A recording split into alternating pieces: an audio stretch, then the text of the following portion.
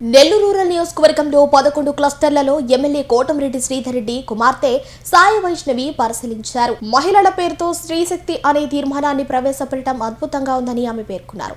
క్లస్టర్ల విధానంలో మహానాడు ఏర్పాటు వల్ల ప్రజల్లోకి మహానాడు వెళ్తుందని, ప్రతి ఒక్కరూ ఇష్టమున్న వారంతా మహానాడులో పాల్గొనే అవకాశాలు ఉంటాయని ఆమె పేర్కొన్నారు. నెల్లూరు రూరల్ నియోజకవర్గంలో 11 క్లస్టర్లలో ఎమ్మెల్యే కోటంరెడ్డి శ్రీధర్ రెడ్డి కుమార్తె సాయి వైష్ణవి పరిశీలించారు. మహిళల పేరుతో స్త్రీశక్తి అనే తీర్మానాన్ని ప్రవేశపెట్టడం అద్భుతంగా ఉందని ఆమె పేర్కొన్నారు.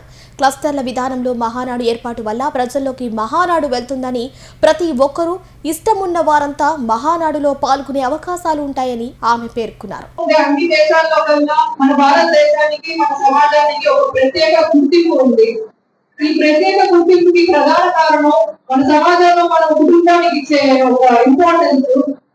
ఈ కుటుంబాన్ని ఎప్పుడూ కూడా సైలెంట్ గా ముందుకు నడిపించేది మహిళలే. ఆ కుటుంబ ఆదాయం వేలల్లో ఉన్నా, లక్షల్లో ఉన్నా ఒక చక్కగా ఆర్థిక ప్రణాళిక వేసి ఇంకా ₹1 మిగిల్చగల సామర్థ్యత కేవలం మహిళలకే ఉంది. అంతటి శక్తివంతమైన మహిళల్ని గౌరవిస్తూ వారిని ఆర్డర్ చేస్తూ ఇద్దరి మహానాడు థీమ్ స్త్రీశక్తి అని పెట్టారు. చాలా సంతోషంగా ఉంది. మహిళల్లో చాలా రంగాల్లో ముందుకు కాన్ఫిడెంట్ గా ముందుకెళ్తున్నాడు. కానీ రాజకీయాల్లో మాత్రం వాళ్ళ ప్రజెన్స్ లిమిటెడ్ గానే ఉందని చెప్పాలి. రాజకీయాల్లో కూడా మహిళలు ఇంకా ఎక్కువ శాతం వచ్చి వాళ్ళ మార్పు వాళ్ళు చూపించుకోవాల్సిన అవసరం ఎంతో ఉంది. ఇక తెలుగుదేశం పార్టీ మహిళలకు ముందు నుంచి కూడా ఎంతో ప్రాధాన్యత ఇచ్చిన పార్టీ. ఆ రోజుల్లో ఎన్టీఆర్ గారు స్పీచ్ మొదలు పెట్టేటప్పుడు ఎంతో గౌరవంగా నా ఆడపడుచులు ఆప్యాయంగా మొదలు పెట్టేవాళ్ళు. మహిళలకి ఆస్తిలో సమాన హక్కు చట్టం కల్పించారు. చంద్రబాబు గారు డ్వాక్రా రుణాల ద్వారా ఎంతమందికి ఫైనాన్షియల్ ఇండిపెండెన్స్ అనేది కలిగించారు. ఈ రోజు మారుతున్న కాలానికి అనుగుణంగా లోకేష్ గారు ఒకటే చెప్తారు, వాళ్ళు చెప్తుంటారు, మీ అందరికీ కూడా ఐడియా ఉంటుంది. ఈ మహిళల పైన జరిగే దాడులు తగ్గాలంటే ముందు మన ఆలోచన విధానం మారాలి. మహిళల్ని మనం చూసే దృక్పథం మారాలి. ఏదైతే ఎదుట వ్యక్తిని దూషించేటప్పుడు మహిళల్ని వాడిని దూషిస్తామో, అంటే ఆడవాళ్ళ చీర కట్టుకుంటున్నారు, గాజులు కట్టుకుంటున్నారు, అమ్మాయిల ఏడవద్దు, ఈ పదాలన్నీ కూడా మారాలి. మనం చూసే దృక్పథం మారాలి. ఈ జెండర్ బేస్డ్ డిస్క్రిమినేషన్ ఏదైతే ఉందో తగ్గాలి అని చెప్తున్నారు.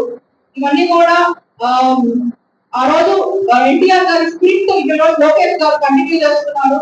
కాబట్టి మహిళలు కూడా వాళ్ళకున్న అవకాశాలను అందిపుచ్చుకొని ఇంకా కూడా వాళ్ళు ఎంచుకున్న రంగాల్లో ఉన్నత స్థాయిలో నిలవాలని చెప్పి నేను కోరుకుంటూ సెలవు తీసుకుంటున్నాను. ఇంకో చిన్న విషయము, మొన్నేదో ఫ్లోలో వాళ్ళ పేర్లు అడిగారు, 3 పేర్లు 4 పేర్లు, ఆ నిమిషానికి ఏ పేరు వస్తే ఆ పేర్లు చెప్పాను. దానికి అర్థము మీరు మిగతా వాళ్ళు పని చేయలేదు, మీరు నా మనసులో లేరు, నా మనసులో లేరు అని కాదు. ఆ నిమిషం ఆ పేరు గుర్తుకొచ్చే చెప్పాను. ఇప్పుడు కూడా చూస్తే చాలా మంది గుర్తుపట్టగలుగుతారు. ఎవరు కూడా దాన్ని వ్యక్తిగతంగా తీసుకోవద్దు. ఇది చిన్న రిక్వెస్ట్.